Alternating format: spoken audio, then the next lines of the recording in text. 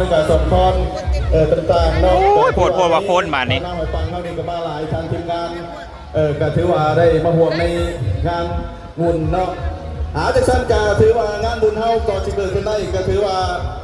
มีเจ้าภาพเจ้าศรัทธาพี่น้องเนาะเจ้าจากสั้นก็เนาะเพื่อให้ได้งานเฮามีความหมายความสำคัญการโอกาสต่อไปการเชิญทางน้องลำปกรวิไลพรเนาะในนามเจ้าภาพใหญ่ในการทางน้องน้องวิไลพรนี่น้องสายสมรวิไลพรน้องนี่น้องนี่วิไลพรนี่มิเตวิไลพรนะในการน้องสิงห์น้องวิไลพรนี่อันนี้แม่ในนามเจ้าภาพใหญ่พี่น้องเนาะก่อนงานนี่จะเกิดก็ถือว่าแมนทุกคนนั่นเองเนาะจังสั้นถือว่าบางคนก็ยังบุตันรู้จักเนาะถือว่าเป็นหน้าเป็นตาได้ไรเนาะขออินเสิร์ตเลยทางน้องรับประกอบเนาะในนามเจ้าภาพใหญ่ถือว่างานที่เกิดขึ้นได้เนาะก็ถือว่าเจ้าภาพใหญ่เมนเพิ่นได้ใส่เกิดพี่แต่นำพาบดีเนาะก็ถือว่าจะได้กล่าวจุดประสงค์ภายหลังที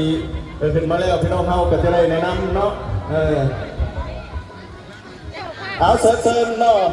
มานี่ก็ถือว่าฟ้าฝนก็ตกลงมาพี่น้องเนาะถือว่าอยู่ทางบ้านน้ำมงน้อยพวกเรานี่ก็ถือว่าแห้งสมควรถือว่ามาในนี่ผู้ดีสิดินลายพี่น้องกับผู้ดีเฮ็ดให้บรรยากาศก็ถือว่าทุกยุ่งสุขเย็นเอาเด้อ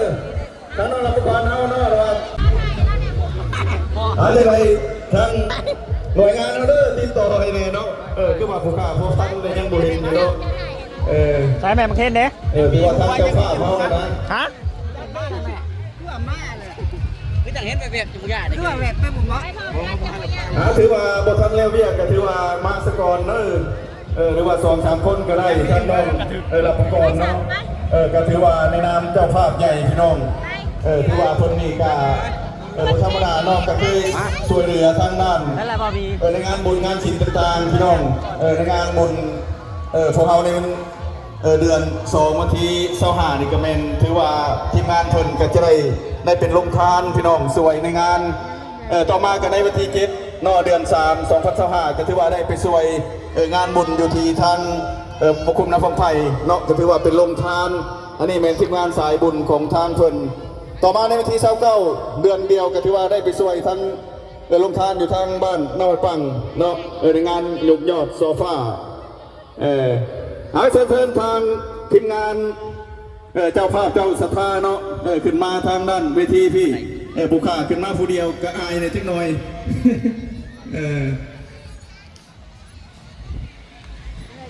สอนข่าวนะก่อนข่าวมาระบบในทิศมาแล้ว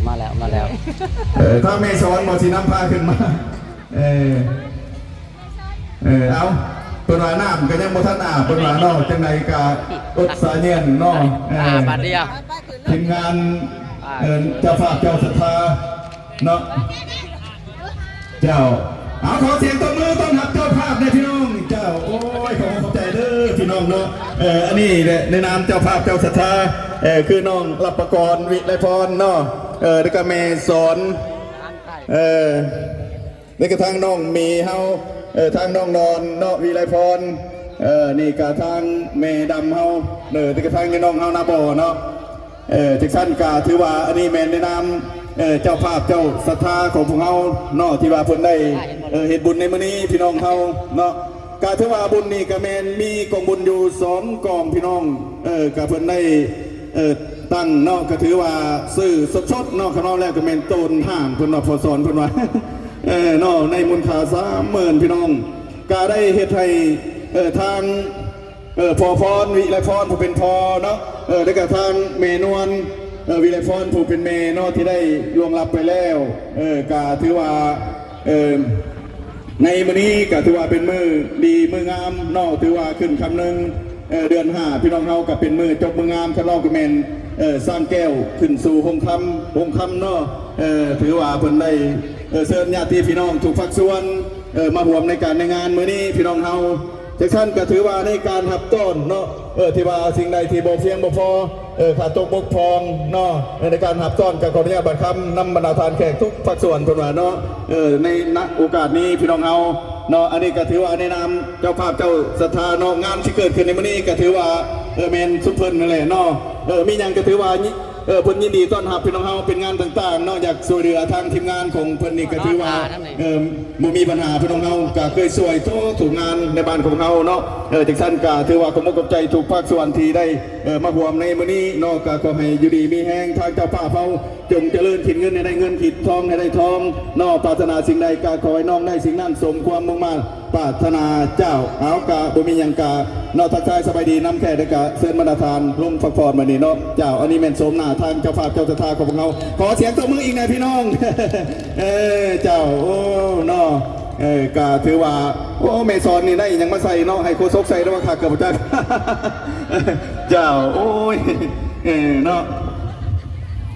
เนาะพี่น้องเฮากะถือว่าเนาะเข้าสู่เกี่ยวกับกฎระเบียบกว่าแมนเนาะถือว่าทางทีมงานเอราวัณมีไซนี่ก็ถือว่าได้มาเป็นเทือที่3ที่ได้เดินทางมาไซให้แก่พี่น้องเฮาชาวบ้านน้ำมงของพวกเฮากับ3 4 5เนาะถือว่า3เทือแล้วถือว่าได้มาในงานบุญของพวกเฮาเนาะจากท่านกาเด้อเกี่ยวกับกฎระเบียบของพวกเฮากาถือว่าข้างนอกแล้วกามวลซืนพี่น้องกามอยมีการทะเลาะวิวาทกันเด้อเนาะถือว่าเข้าเต้นอาหารนี่บ่มีปัญหาเนาะถือว่ามวลถือว่ากำไรชีวิตก็คือความเบิกบานมวลซื่นในจิตในใจพี่น้องเฮาดีได้ก็ได้บ่ว่ามีปัญหาถ้าว่ามีปัญหาเนาะที่ว่าให้แห้งถ้าว่าทางไอ้น้องเฮาเตือนแล้วมีปัญหาให้แห้งก็ถือว่าจะได้ให้ทางไอ้น้องเฮานี่กล่าวเตือนเด้อพี่น้องเฮามีอย่างก็เอาใจใส่น้ำกันบรรดาลูกหลานของพวกเขาพร้อมนั่นก็ลดล้างพาหนะเนาะที่จอดอยู่ทางพุ่นเนาะกับทางเจ้าของรถเฮากับไปเบิ่งน้ำเด้อเนาะอีกใจทางหน่วยงานป้องกันเฮานี่กับบางเทื่อกับมันกับสิบเพียงพอพี่น้องเนาะที่สั้นถือว่าเฮากับเลาะเบิ่งน้ำรถจักรรถใหญ่เนาะ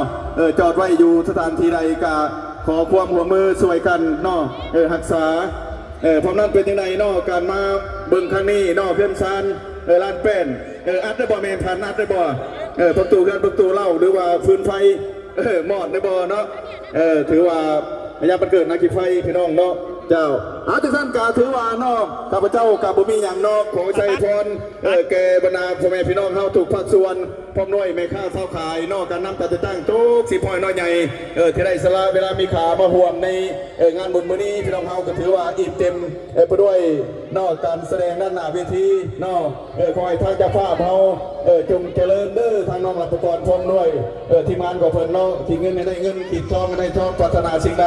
ก็คอยได้สิ่งนั้นเนาะสมความมุ่งมั่นปรารถนานอนนับฝันได้เงินหมื่นนอนตื่นฝันได้มินิแกบริโซโทษให้อย่ามาพานมานให้อย่ามาเบียดเนาะก็ให้มีแต่ความสุขความเจริญทุกท่านถือว่าโอกาสต่อไปเนาะการจะได้มอบเวทีแห่งนี้ให้แก่ทางทีมงานเอราวัณมีไซเริ่มการแสดงได้นะโอกาสนี้นับแต่เวทีนี้เป็นต้นไปเจ้าขอจบขอขอบใจนาทีต่อจากนี้ไปจากเจริงของทีมงานบอลเพลงคำเด่นขบวนขอเปิดรายการแสดงสดด้านหน้าเวทีเพื่อฝากต้อนรับใส่ให้ทั้งเจ้าภาพคำนับด้วยน้องสาวลาเดนเซอร์และพร้อมด้วยอาจารย์ดนตรีทั้ง4 ท่านขอเสียงตบมือจากพี่น้องต้อนรับได้ณบัดนี้